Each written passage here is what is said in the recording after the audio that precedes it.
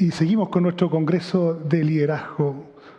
Tengo la suerte de conectarme con quien les va a presentar ahora, un personaje que se aproxima al liderazgo desde la psicología, desde la música, desde el deporte, desde el yoga, y liderando una compañía desde el mundo tecnológico. Se trata de Marcelo Solari, quien hoy día es el gerente general de Kibernum, con quien también he tenido la suerte de conectar con algunos de sus fundadores, una tremenda compañía. Y Marcelo tiene una aproximación, yo diría, particular y bella del liderazgo. Así que los dejo con Marcelo Solari. Creo que escuchen, disfruten esta presentación y después vamos a estar haciendo alguna conversación con Marcelo respecto de lo que nos va a presentar. Marcelo, todo tuyo. Hola, ¿cómo están? Primero quiero darle las gracias a la organización por invitarme a compartir con ustedes mi experiencia en torno al liderazgo. Mi presentación se llama el liderazgo de autohackearse o transformarse para transformar. No hacer desde la verdad, es solo una interpretación y una visión mía a partir de lo que me ha tocado ver ya en las cocinas de clientes míos, de mi empresa y también en distintas partes del mundo. Ando con mucho más preguntas que respuestas. De hecho, hoy día existen 2 o 3 principales corrientes en torno al liderazgo y básicamente lo que voy a hacer es identificar elementos que a mí me han hecho sentido y con que yo me he encontrado en este mundo tan cambiante, tan vertiginoso. La pregunta de fondo es cómo hoy día administramos el cambio, cómo hoy día los líderes administramos el cambio partiendo de nosotros mismos. Por lo tanto, esta necesidad de autohackeo, parte de lo que yo los voy a invitar tiene que ver con cómo pongo la brújula desde mí para poder producir transformación en otros. El primer fenómeno radical del mundo de hoy se lo voy a presentar partiendo con la siguiente historia.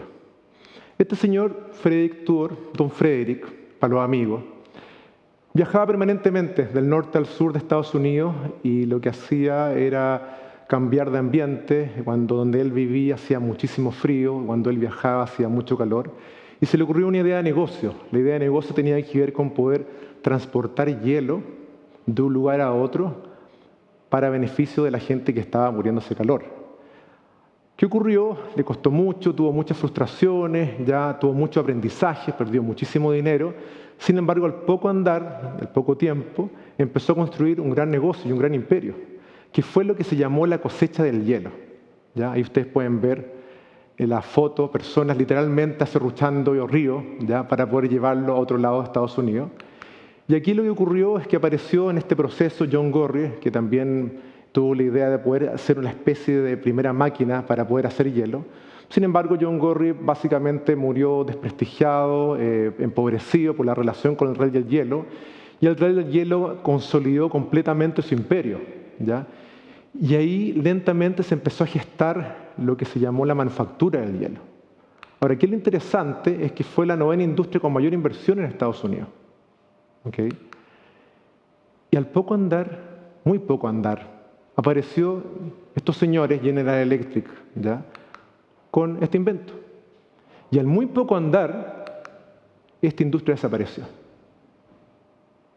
Entonces, lo interesante de esto es que si bien es un mundo con una velocidad muchísimo menor a la velocidad que hoy día estamos viviendo, ¿ya?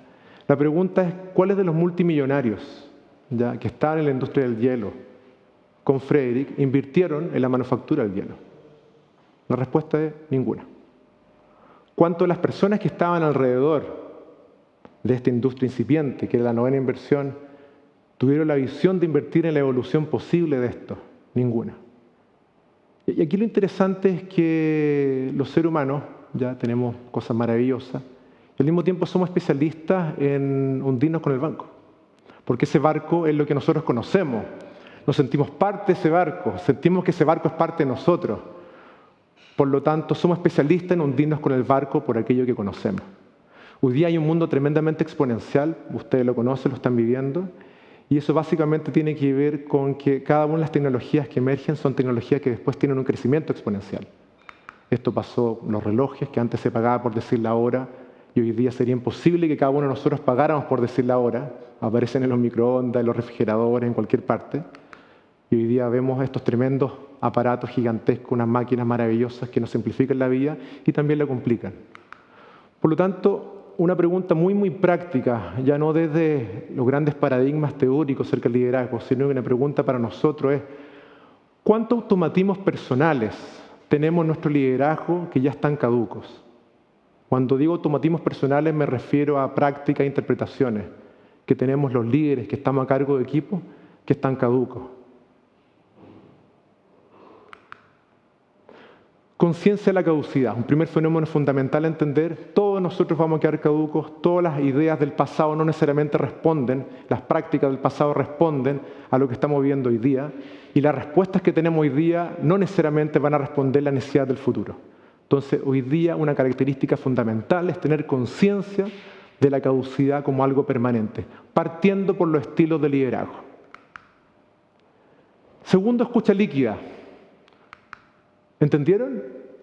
¿Cuántas veces ustedes cuando conversan con sus parejas, con un grupo de gente, en sus trabajos, hacen esa pregunta? ¿Entendieron? Es bien interesante porque esa pregunta, que puede sonar muy ingenua, que es el legítimo interés de saber si las personas escucharon lo que tú pretendías escuchar, muchas veces ocurre esto. Y que las personas asientan o digan que sí, no asegura absolutamente nada. Porque nosotros no sabemos cómo la otra persona te escucha. Y esto que es tan trivial esconde algo a la base, que tiene que ver con que hemos sido todos formados con que cuando yo hablo, la comunicación es transmisión de información. Es decir, que si yo me preocupo de articular bien mis ideas, la otra persona va a escuchar exclusivamente lo que yo pretendo que escuche. Y está muy comprobado que en los últimos 30, 40, 50 años de estudio, que eso no ocurre así en los seres humanos. Entonces, lo que pretendo hacer es contarle primero un ejemplo de cómo escuchamos los seres humanos y cuál es el grado de atención que los líderes tenemos que incorporar en esto.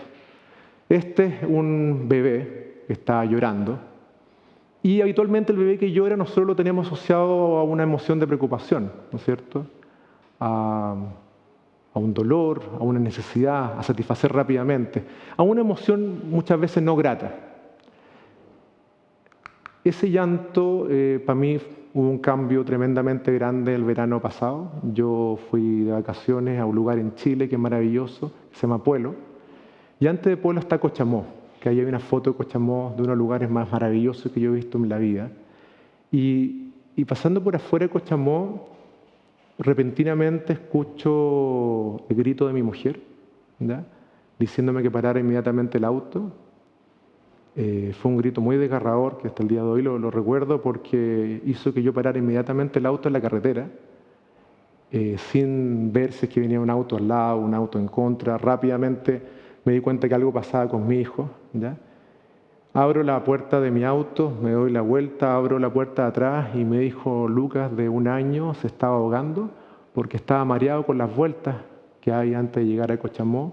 Él había comido uva y estaba vomitando y se estaba tragando, ¿ya? Y se estaba ahogando en ese momento y estaba absolutamente morado, ¿ya? Con un automatismo gigantesco lo tomo, trato de reanimarlo y hacerle un esfuerzo. Finalmente botó todo y ahí Lucas pegó un llanto y un grito gigantesco y fue el llanto más satisfactorio que he tenido en mi vida, porque era un llanto de dolor. Yo no lo escuché como un llanto de angustia, puede ser. Mi escucha por mi necesidad de que él estuviera bien, yo lo escuché como un llanto que él me decía, estoy vivo acá. Hoy día Lucas sigue comiendo como nunca. Él come todos los días, todo el día, y sigue tan feliz como antes. Pero ¿cuál es mi punto? Que efectivamente de ahí en adelante, la escucha que yo tengo respecto al llanto de un niño es completamente distinto que si no hubiese tenido esa historia. Nosotros escuchamos a partir de nuestras ambiciones, de nuestras visiones. Cuando nosotros como líderes hablamos, tenemos que identificar exactamente cuáles son los estados de ánimo con los cuales las otras personas nos están escuchando. Podrán entender que el cuento de mi hijo, después de eso podía pasar cualquier cosa en mi viaje a Pueblo, que lo pasó, y para mí todo era una bendición. ¿Por qué? Porque me había accedido a seguir con mi hijo vivo. Nuestra historia, de aquí en adelante, cada vez que yo escucho un llanto, me acuerdo específicamente de lo que me ocurrió con mi hijo. Por lo tanto, no es necesariamente cuando yo digo una palabra, la otra persona lo va a escuchar de igual manera. Cada una de las historias influyen, ¿ya?, en cómo la otra persona te escucha. Si yo digo 11 de septiembre en Chile o en Estados Unidos, la escucha es completamente distinta. El ruido es igual, pero la escucha es distinta. Una escucha líquida te permite conocer qué es lo que la otra persona está viviendo y viendo. ¿Qué ve la otra persona cuando yo escucho? ¿Ve una mujer joven? Esta es una imagen bastante conocida, ¿no es cierto? ¿O ve una señora antigua? ¿Cómo yo me doy cuenta de lo que está viendo la otra persona? ¿O ve un ganso, un pato, un conejo? Si yo veo un conejo y estoy discutiendo y la persona ve un pato, un ganso, ¿quién tiene la verdad, comillas? Es una mala pregunta, naturalmente, pero lo importante, mi punto, tiene que ver con poder conocer qué es lo que está viendo la otra persona. La escucha es interpretativa siempre, siempre. ¿A partir de qué? A partir de los elementos que hemos visto, ¿no es cierto? De la historia, de los estados de ánimo, de las preocupaciones. Es interpretativa siempre. Por lo tanto, una pregunta fundamental, de mi punto de vista, muy concreta, muy directa para nosotros, las personas que lideramos equipos de trabajo, empresas, organizaciones, es ¿qué prácticas de aseguramiento, de escucha tengo en mis conversaciones con mi equipo? ¿Cuántas veces a mi equipo yo le he dicho, a ver, te pido que me digas qué fue lo que escuchaste?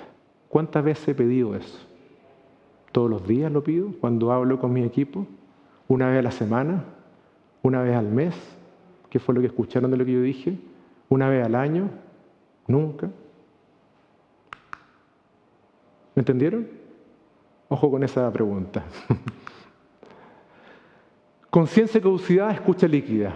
Y lo tercero y tremendamente relevante y que confluye en estos dos elementos anteriormente dichos, tiene que ver con que en este mundo tan cambiante, en que cada segundo pasa de todo, en este momento, mientras yo estoy conversando, está pasando esto, lo que ustedes pueden ver en pantalla. Entonces, esta ola gigantesca confluye en que la vitalidad de los líderes está parada sobre mi capacidad para transformarme y aprender. No hay de otra. Por lo tanto, hay dos miradas posibles de aprender. Una mirada que básicamente donde estamos todos formados, que tiene que ver con una mirada de que es un fenómeno exclusivamente cognitivo, intelectual, del mundo de las ideas, teoría, mente, de poder comprender. Que es muy importante, no digo que no, pero sonaría ridículo que si yo les preguntara a ustedes, cuando aprendiste a andar en bicicleta, ¿qué libro te dieron? ¿Qué bibliografía te sugirieron para andar en bicicleta? Sería muy raro, ¿no es cierto? Pero algo pasa que sobre todo los líderes que llevamos cierta experiencia o que llevan cierta experiencia administrando organizaciones, tenemos mucho más práctica, mucho más tiempo invertido en lecturas que está muy bien, en talleres que está muy bien, pero menos tiempo invertido en transformar mis prácticas organizacionales. Y eso parte por transformar mis prácticas personales. Por lo tanto, hay otra mirada posible que el aprender un fenómeno biológico, histórico, lingüístico que tiene que ver con la acción, con los hábitos. ¿Ya? Entonces, hay algunos elementos fundamentales en la transformación, aprendizaje personal para poder movilizar. Uno, ánimo de aprendiz, que muchas veces los líderes podemos sentir que ciertos éxitos del pasado son los éxitos del futuro y eso no es así. Pregúntenle a Frederick. ¿Ya?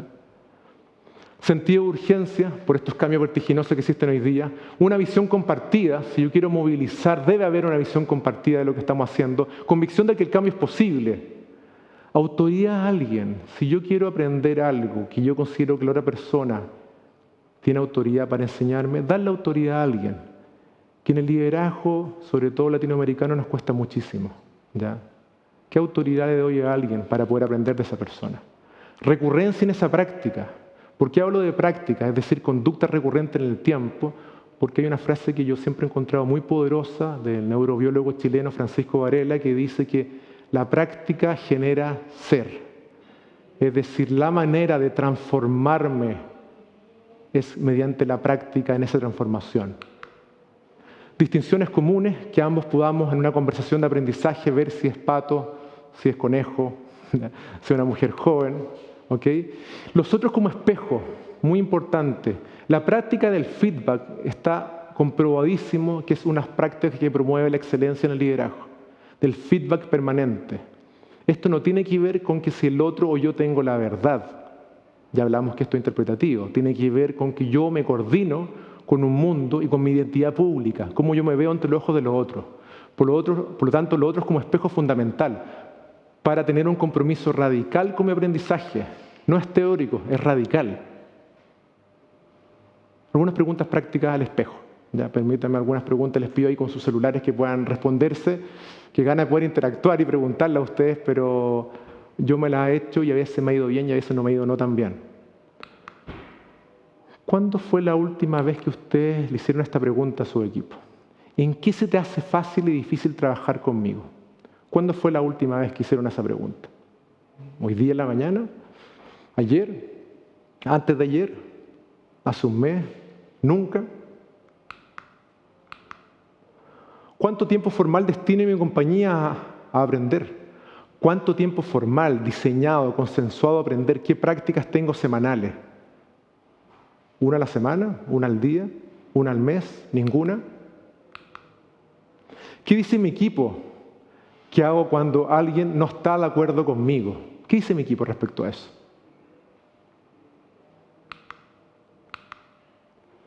¿Qué competencias personales fueron un éxito ayer y hoy no sirven o están caducas? Por eso la importancia del espejo, por eso la importancia de un otro que me ayuda a mirarme y a co-construir con otro lo que yo quiero hacer. Entonces, los otros es un camino de espejo, ¿ya? Para mí eso es tremendamente relevante porque el mundo de hoy día es muy cambiante, muy incierto, muy complejo, muy exponencial. Andar solo en la vida es un tremendo mal negocio, ¿ya? Y esa soledad lo único que hace es ratificar lo que yo creo que sirvió y no coordinarme para tener mayor flexibilidad en el mundo de hoy día. Quiero plantarles un cuento que se llama Obstáculos, del señor Jorge Bucay, que devela bastante bien esto que le estoy planteando. Voy andando por un sendero, dejo que mis pies me lleven. Mis ojos se posan en los árboles, en los pájaros, en las piedras. En el horizonte se recorta la silueta de una ciudad. Agudizo la mirada para distinguirla bien. Siento que la ciudad me atrae. Sin saber cómo, me doy cuenta de que en esta ciudad puedo encontrar todo lo que deseo. Todas mis metas, mis objetivos, mis logros, mis ambiciones y mis sueños están en esta ciudad. Lo que quiero conseguir, lo que necesito, lo que más me gustaría hacer, aquello a lo cual aspiro, que intento, por lo que trabajo, lo que siempre ambicioné, aquello que sería el mayor de mis éxitos. Me imagino que eso está en esta ciudad. Sin dudar, empiezo a caminar hacia ella. A poco andar el sendero se hace cuesta arriba, me canso un poco, pero no me importa. Sigo. Diviso una sombra negra más adelante en el camino. Al acercarme veo que una enorme zanja impide mi paso, temo, dudo. Me enoja que mi meta no pueda conseguirse fácilmente. De todas maneras decido saltar la zanja, retrocedo, tomo impulso y salto. Consigo pasarla, me repongo y sigo caminando. Unos metros más adelante aparece otra zanja, vuelvo a tomar carrera y también la salto. Corro hacia la ciudad, el camino parece despejado. Me sorprende un abismo que detiene mi camino. Me detengo y digo, imposible saltarlo. Veo que a un costado hay maderas, clavos y herramientas. Me doy cuenta de que está allí para construir un puente. Nunca he sido hábil con mis manos. Pienso en renunciar. Miro la meta que deseo y resisto. Empiezo a construir el puente. Pasan horas, días, meses. El puente está hecho. Emocionado lo cruzo. Y al llegar al otro lado, descubro el muro. Un gigantesco muro frío y húmedo rodea la ciudad de mis sueños. Me siento abatido. Busco la manera de esquivarlo. No hay caso. Debo escalarlo. La ciudad está tan cerca. No dejaré que el muro impida mi paso. Me propongo trepar. Descanso unos minutos y tomo aire. De pronto veo a un costado del camino a un niño que me mira como si me conociera. Me sonríe con complicidad. Me recuerda a mí mismo cuando era niño. Quizás por eso me animo a expresar en voz alta mi queja. ¿Por qué tantos obstáculos entre mi objetivo y yo? El niño se encoge de hombro y me contesta, ¿por qué me lo preguntas a mí? Los obstáculos no estaban antes de que tú llegaras. Los obstáculos los trajiste tú. El mundo se presenta de acuerdo a cómo nosotros lo abrazamos, lo abordamos. No está dado predeterminado de antemano. ¿Ya? De hecho, desde la neurociencia el 95% es inconsciente, por lo tanto, imagínense el desafío que hay respecto a nuestro grado de conciencia y en relación a nuestro estilo de liderazgo. Y esto va enfocado principalmente en cuál es el poder personal con el cual ejerzo mi liderazgo. Frente a un inconveniente yo tengo explicaciones, y frente a las explicaciones yo tengo dos caminos. Un camino porque puede tener que ver con que esto ocurrió fuera de mí, por lo tanto soy inocente, no tengo poder, estoy impotente frente a esto, soy víctima, ¿ya? Y las emociones son resentimiento, resignación, cierta indignación.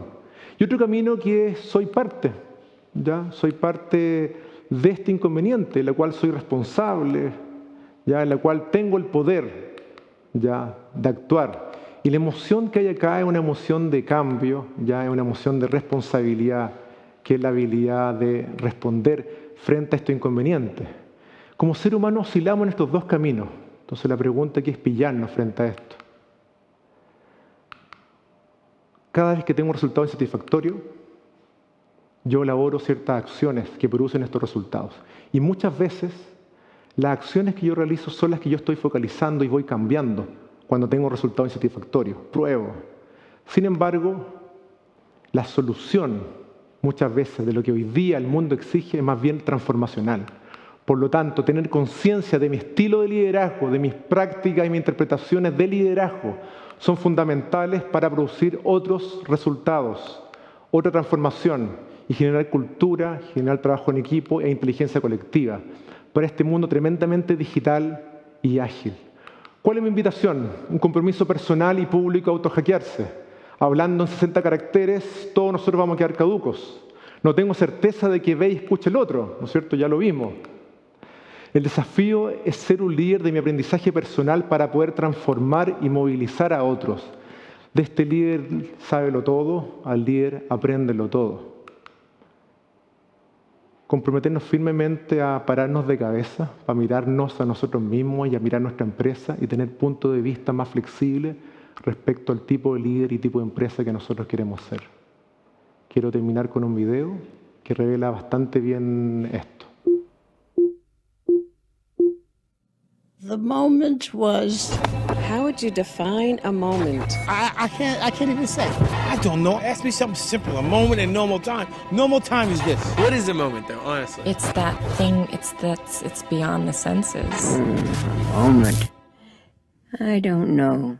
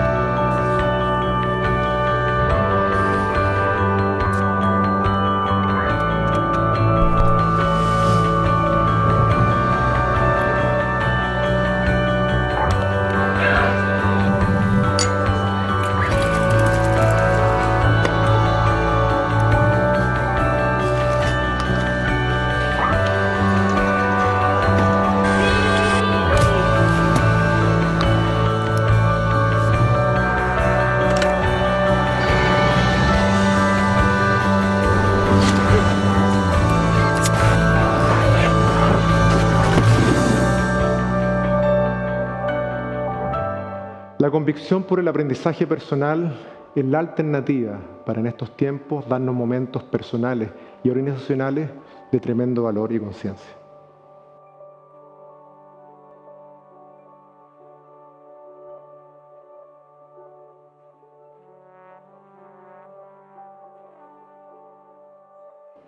Muchas gracias a todas y a todos. Wow, Marcelo, qué presentación te mandaste. Hay un par de cosas que me quedaron dando vuelta. Primero, un recorrido mental respecto a mi relación con mis hijos cuando contaste la historia del tuyo. Y qué morso final tenía en esa historia, digamos. Pero me hiciste un flashback a la relación con mis hijos y a cómo escucharlos. Sin duda me voy con tarea para la casa. También las preguntas que dejaste. Me mataste con esas preguntas, probablemente a muchos de los que estuvieron ahí, y ojalá te hayan hecho caso de sacarle una foto, anotarla, pero sin duda me voy con tarea para hacer esas preguntas a mi equipo. Y finalmente el video final es de esas cosas que conmueven por la sencillez, por la simpleza. Nada, creo que una tremenda presentación. Así que primero, muchas gracias por regalarme ese espacio de reflexión obligado que me llevo y que seguramente todos de acá se llevan. Pero me quedan algunas preguntas.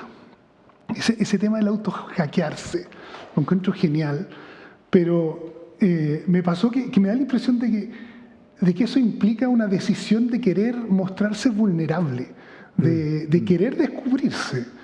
Pero para eso hay que ser valiente, hay que tener coraje. No es tan fácil querer y verse reflejado en un espejo. ¿Cómo lo ves tú eso de, hay temor de verdad de auto-hackearse, de velarse, de mostrar esa vulnerabilidad que todos y todas tienen? ¿De verdad quiero descubrirme? Uy, para honrar el auto-hackeo quiero contarte que muchas de las preguntas que yo puse ahí también me las hago a mí mismo, ¿ya? Y algunos, mi resultado es muy bueno y otros no tanto. Por lo tanto, estoy en un proceso también. Segundo, lo que tú dices es muy, muy potente porque efectivamente la palabra es vulnerarse para aprender y para poder transformar a otro, ¿ya?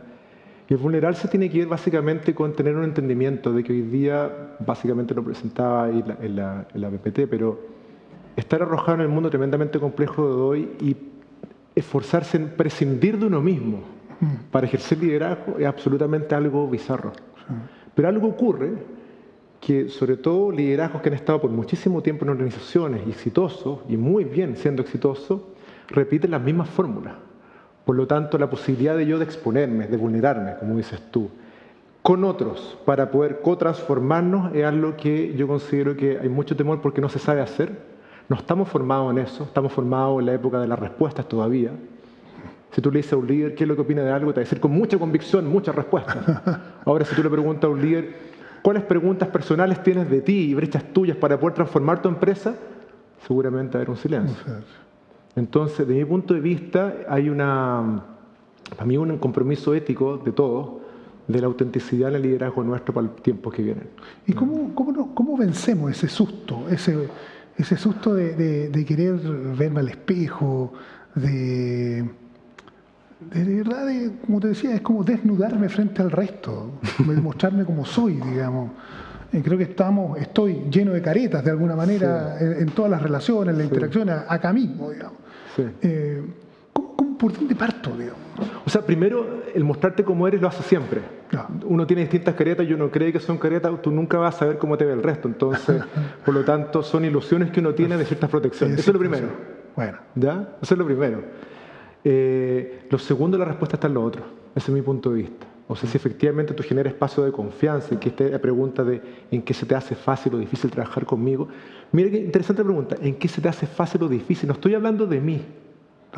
¿En qué se le hace fácil o difícil a la persona? Lo pongo en la relación el foco. Entonces, este ego, super ego que tenemos los líderes de estar como en el centro, lo desplazo a la relación. ¿En qué se te hace fácil y difícil trabajar a ti conmigo? Qué bueno. ¿Ya? Qué bueno. Entendiendo que detrás de eso hay una buena disposición del líder a hacer cosas, a intencionar cosas, a hacérselo más fácil. Hacerse cosas para hacer cosas a otros. O sea, por eso que puse la bajada, transformarme para transformar. Si no, no hay otro. Y en eso, en tu experiencia, lo que has visto de quiénes estos líderes que se han atrevido a entrar en este camino, ¿cómo van cambiando las relaciones entre las personas? ¿Cuáles son los impactos que tú has visto que a ti te ha ocurrido, Sí. o sea, tú lideras una compañía hoy día que es gigante en un mundo tecnológico de lo cual muchos tienen el juicio que es un poco duro. Yo vengo en mi formación pregrado del mundo tecnológico, ingenieril, digamos. ¿Cómo has visto que cambian las relaciones? ¿Qué impacto genera en la gente esa aproximación? Yo diría dos cosas. Una, la convicción de que fracasar o tener errores pequeños no es tan malo. Antes era muy, cualquier error. El líder no se equivoca. Notable. Entonces, atreverse a fracasar con otros, ¿ya? Pero con un compromiso profundo con el aprendizaje. Esto no tiene que ver con que bienvenido al fracaso y mi camino es el fracaso. No. Tiene que ver, si mi compromiso es el aprendizaje, no hay otra manera que, como decimos en Chile, metiendo las patas o teniendo errores, ¿ya? Por lo tanto, eso es lo primero. Y lo segundo, el impacto que tiene lo otro es un impacto de mayor intimidad en el trabajo en equipo. Si yo un líder lo veo invulnerable, que tiene todas las preguntas, todas las respuestas, aunque no las comparta, las ganas de poder co-crear con él un futuro junto a la empresa son cero. Si yo efectivamente que yo soy parte de la vida del otro. Qué cierto que es. Claro, claro, y nos pasa a todos, nos pasa muchísimo. La convicción de los líderes muchas veces no enseguece. ¿Ya? No enseguece la posibilidad de invitar al otro a co-crear con nosotros. Y en este mundo muy complejo no hay otra alternativa. Las empresas no van a competir entre sí, van a competir entre ecosistemas complejos. Entonces el líder solo, sábelo todo, out. Ya. No más. No va a sobrevivir, no vamos a sobrevivir si seguimos en eso. Qué notable eso, creo que abre un espacio enorme y en este congreso seguramente se ha estado mencionando a la necesidad imperiosa por la diversidad, por lo que tú decís, por la complejidad que tiene. Otro de los temas que enunciaste al principio de tu presentación y que también me dejó dando vuelta es esto de la caducidad. Y yo tengo el prejuicio de que en realidad somos bien cortoplacistas, digamos. Entonces, y eso nos lleva a ser un poco ciegos a la caducidad. ¿Sí? Porque en realidad mi mundo termina mañana, pasado mañana, un par de años, y desde ahí no veo un poco las cosas que tú mostraste, que son notables por lo demás. Entonces, ¿cómo nos aproximamos a eso? ¿Cómo has visto tú que los líderes van siendo más conscientes de la caducidad de los procesos, del aprendizaje, de los negocios, de la manera como nos relacionamos, etcétera? Digamos? Sí. O sea, primero partiendo, como diría mi abuelita, por casa, es decir, de qué manera mis prácticas personales como líder hoy día no tienen sentido, están caducas. Y la única manera de entender eso es con los otros en el día a día. Eso es lo primero. Porque muchas veces se ve una perspectiva del negocio, qué va a pasar con la empresa, parte con el líder, ¿ya? Y la caducidad, aquí la invitación no es que tengamos una mejor bola de cristal, porque una característica del futuro es que es siempre nuevo, una definición del futuro, siempre nuevo. Entonces la pregunta es cómo aprendo a lidiar con esta ola que puse por ahí en la presentación, y al centro está mi capacidad de aprender radicalmente, y cómo yo soy un líder que construye una capacidad de aprender en mi empresa. Si eso no está, nada puede ser posible, ¿ya? O sea, nada, el carácter exponencial de hoy día no tenemos idea, hoy día nos cuesta entender mucho el mundo de hoy. El mundo 5 años más, ninguno de nosotros va a saber qué va a ocurrir con eso. Claro. ¿Ya? Entonces hoy día el centro tiene que estar en mi capacidad de aprender. Por eso el apréndelo todo no tiene que ver con alguien mágico, sino que tiene que ver con mi plasticidad para poder aprender. Ese es el verdadero líder para poder aprender. Con lo que tú decís, debo confesar que es como que se me aprieta la guata, como diríamos acá en Chile, digamos. Porque, ¿por dónde parto? O sea, entiendo lo que me decís. Me gusta lo que escucho, pero saliendo de esta conversa, de este congreso, ¿por dónde parto para efectivamente hacerme las preguntas correctas, más allá de las que me dejaste de tarea, digamos, las que nos dejaste de tarea, ¿no es cierto? Porque me da la impresión de que nos vamos haciendo trampa en el solitario todos los días, digamos, con esto del ego, esta posición del líder que se la sabe, ¿no es cierto?, que tiene la respuesta, porque eso también genera ciertas satisfacciones en lo inmediato, digamos. Claro. Entonces, ¿por dónde partir con esto? A ver, dos cosas. Sí, pues, estamos bien formados en que nos aplaudan, ¿ya? Y cuando gana la selección chilena, somos todos parte de él, gana. Sí. Y cuando pierde el otro. Sí. Es una cosa bien curiosa. Eso es como desde la época escolar, digamos. Me saqué un 7, me pusieron un 3. Eso es así, eso es así.